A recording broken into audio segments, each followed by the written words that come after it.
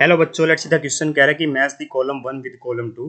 Column one में बेटा equimolar solution दे रखे हैं कुछ सॉल्यूट के, ठीक है। कॉलम टू में बेटा मैच करनी है हमें रेशियो ऑफ ऑस्मोटिक प्रेशर।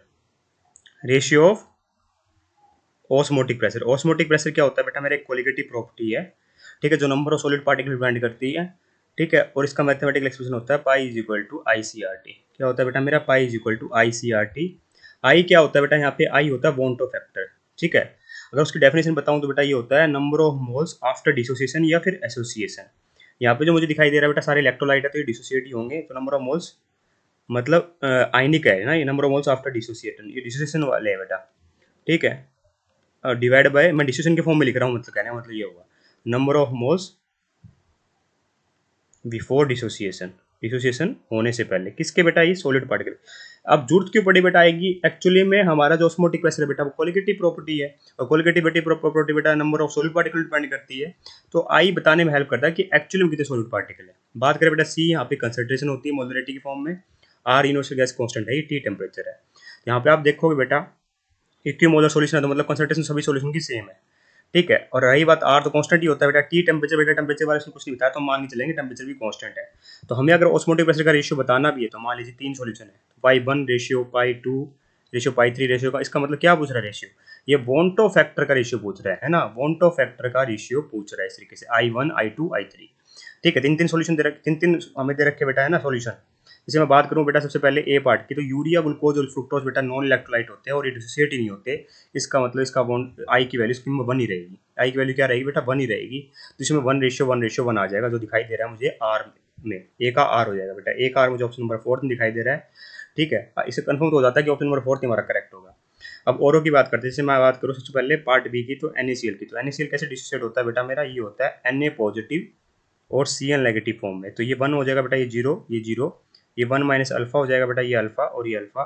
तो आई की वैल्यू क्या हो जाएगी बेटा, number of moles after dissociation. तो इन सबको ऐड कर दो बेटा, तो ऐड करोगे तो ये बचेगा one plus alpha, alpha minus alpha से प्लस अल्फा गया, अल्फा क्या है बेटा यहाँ पे डिग्री ऑफ डिसोसिएशन है, ठीक है। तो एक्चुअली अल्फा निकालते कैसे, निकालते हैं number of moles dissociated divided by initial number of moles. तो एक्स क्या होगा बेटा, नंबर ऑफ मोल्स डिसोसिएटेड, यहाँ पे एक्स अल्फा के बराबर ही आ गया बेटा, इसलिए मैंने डायरेक्ट अल्फा लिख दिया था, ठीक है, डिवाइड बाय इनिशियल, तो वन हो गया। और अल्फा क्या मानेंगे बेटा, हम अल्फा वैल्यू वन मान रहे हैं, इसका मतलब हम मान के चल रहे हैं कि 100% डिसोसिएट हुआ है, जब कुछ नहीं दे रखा था।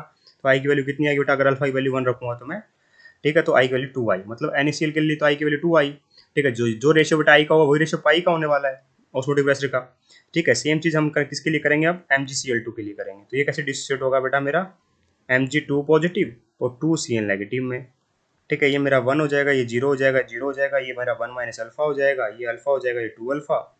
तो आई की वैल्यू क्या हो जाएगी, सबको ऐड कर दो बेटा, one plus two alpha divide by one, alpha value one रखो तो बेटा तीन आ जाएगा, ठीक है। तो इसके लिए आया तीन, है ना। इसकी अब बात करते हैं मेरे K2SO4 की। तो K2SO4 कैसे डिसोसिएट होगा बेटा हमारा, ये डिसोसिएट होगा इस तरीके से, 2K positive plus SO4 2 negative में ना। किस तरीके से डिसोसिएट हो रहा होगा बेटा मेरा, 2K पॉजिटिव और SO4 2 नेगेटिव में, इस तरीके से देखिए ध्यान से, 2K positive plus SO4 2 negative में, ये मान लेते हैं बेटा वन, ये जीरो, वन माइनस अल्फा, ये हो जाएगा टू अल्फा, इनिशियली हम वन मोन मान के चल रहे हैं ना।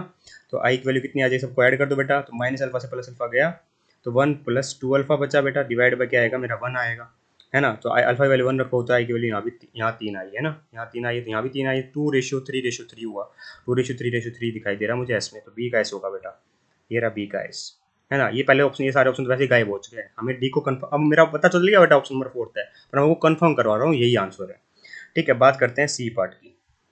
सी पार्ट में क्या बेटा, Al2SO4 का होल थ्राइस है, तो ये कैसे डिसोसिएट होगा, देखिए ध्यान से, Al2SO4 का होल थ्राइस ना, तो ये कैसे डिसोसिएट होगा बेटा मेरा, 2Al 3 positive plus 3SO4 2 negative में, 3SO4 2 नेगेटिव, इसका मान लेते हैं मन, इसीलिए वन मोल था, ये जीरो, ये वन माइनस अल्फा, ये टू अल्फा हो जाएगा, ये थ्री अल्फा हो जाएगा, ठीक है। तो आई की वैल्यू सबको ऐड कर दो बेटा, तो कितना आएगा, वन प्लस फोर अल्फा आ जाएगी बेटा, है ना, पाँच माइनस एक चार, डिवाइड बाई वन, तो अल्फा वैल्यू वन रखोगे तो बेटा आई की वैल्यू पाँच आई, तो इसके लिए आई की वैल्यू बेटा पाँच है।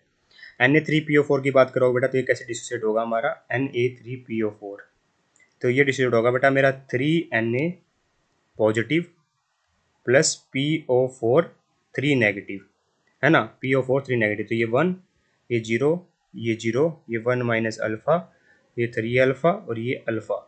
ठीक है, तो यहाँ इसके लिए आई की वैल्यू रखोगे तो बेटा कितनी आएगी, यहाँ पर आई की वैल्यू कितनी आ जाएगी 1 प्लस 3 अल्फ़ा डिवाइड बाई 1। तो अल्फ़ा वैल्यू 1 रखोगे तो बेटा कितना आ जाएगा बेटा मेरा, ये आ जाएगा 4। तो इसके लिए कितना आया बेटा मेरा 4 आया। ठीक है, के फॉर एफिशिएंट 6 है, तो ये कैसे डिस्ट्रीब्यूट होगा देखिए ध्यान से। अब के फॉर एफिशिएंट 6 ना, के फॉर एफिशिएंट 6, तो ये बेटा कॉम्प्लेक्स कंपाउंड होते हैं, मैं आपको बता दूं।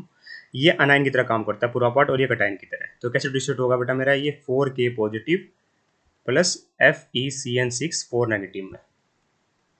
ठीक है, ये मान लो मेरा इनिशियली 1 था, ये 0 था, ये 0 था, ये 1 माइनस अल्फा हुआ, ये 4 अल्फा हुआ, ये मेरा अल्फा हुआ। तो आई की वैल्यू कितनी आई, सबको ऐड करने पर 1 प्लस 4 अल्फा आएगी डिवाइड बाई 1। अल्फा वैल्यू 1 रखो तो बेटा यहाँ 5 आया। तो आपने क्या पाया बेटा कि यहाँ पर क्या क्या क्या रेशियो आ रहे हैं बेटा मेरे, आपने पाया कि इसका आ रहा 5, इसका 4 और इसका फिर से 5, तो 5:4:5। तो 5:4:5 कहीं दिखाई नहीं दे रहा, पर आपको पता है कि अगर 5:4:5 इन सबको 5 से डिवाइड कर दूं मैं ना, कॉमन हो गया ना, सबको 5 से डिवाइड कर दूं तो ये कितना बन रहा होगा बेटा, देखिए ध्यान से। ये बन जाएगा मेरा 1:4 डिवाइड बाई 5 0.8:1 है ना। तो इसका मतलब मेरा क्या आएगा, सी का पी आएगा बेटा, सी का क्या आएगा बेटा मेरा, पी आएगा। थोड़ी सी इंक में प्रॉब्लम आ रही है, कोई नहीं। सी का क्या आएगा बेटा मेरा, पी आएगा, कंफर्म हो गया ना। अब बात करें बेटा डी की, तो मुझे पता है ग्लूकोज बेटा हमारा डिसोसिएट होता नहीं, तो ये 1 आ जाएगा। NaCl हम पहले निकाल चुके हैं, 2 बेटा आई की वैल्यू ना, यहाँ देखो यहाँ निकाली थी। ठीक है, बचता बेटा मेरा CaCl2। CaCl2 कैसे डिसोसिएट होता है बेटा मेरा, CaCl2 यहाँ दिखा देता हूँ मैं, तो देखिए कैसे डिसोसिएट होता है। ये होता है बेटा Ca2 पॉजिटिव बनेगा यहाँ पर, प्लस 2Cl नेगेटिव बनेगा। ठीक है, तो ये आ जाएगा 1, ये 0, ये 0। चलो नेक्स्ट पेज पे दिखाते हैं बेटा, जहाँ सही रहेगा ना, वहाँ से थोड़ा स्पेस कंस्टेंट है। तो ये आ जाएगा बेटा मेरा CaCl2, ये हो जाएगा बेटा मेरा Ca2 positive plus 2Cl negative. ये 1 मान लिया मैंने, 0 मान लिया, 0 मान लिया, अल्फा डिग्री डिस्ट्रीब्यूशन है, तो ये 1 माइनस अल्फा, तो ये अल्फा, ये 2 अल्फा। तो आई की वैल्यू क्या आ जाएगी बेटा, सबको ऐड करने पर 1 plus 2 alpha divide by 1। Alpha value 1 रखो तो बेटा आई की वैल्यू कितनी आएगी बेटा मेरी, 3 आ रही होगी। आई की वैल्यू क्या आएगी बेटा मेरी, 3 आएगी। ठीक है, वापिस चलते हैं वहीं। ठीक है, तो हमने क्या पाया कि CaCl2 के लिए आई की वैल्यू कितनी है बेटा मेरी, 3 आई है ना। तो इसके लिए 3, यहाँ 1:2:3 हो जाएगा ना, 1:2:3 दिखाई दे रहा है मुझे क्यू में। तो ये कंफर्म हो गया बेटा मेरा डी का क्यू है, और यहाँ लिख भी रखा है। और सी का पी पहले कंफर्म कर चुके थे, तो इसका मतलब ऑप्शन नंबर 4 परफेक्टली करेक्ट है। I hope you understand the answer. ये ए था बेटा है ना, NA। I hope you understand the answer. Thank you so much.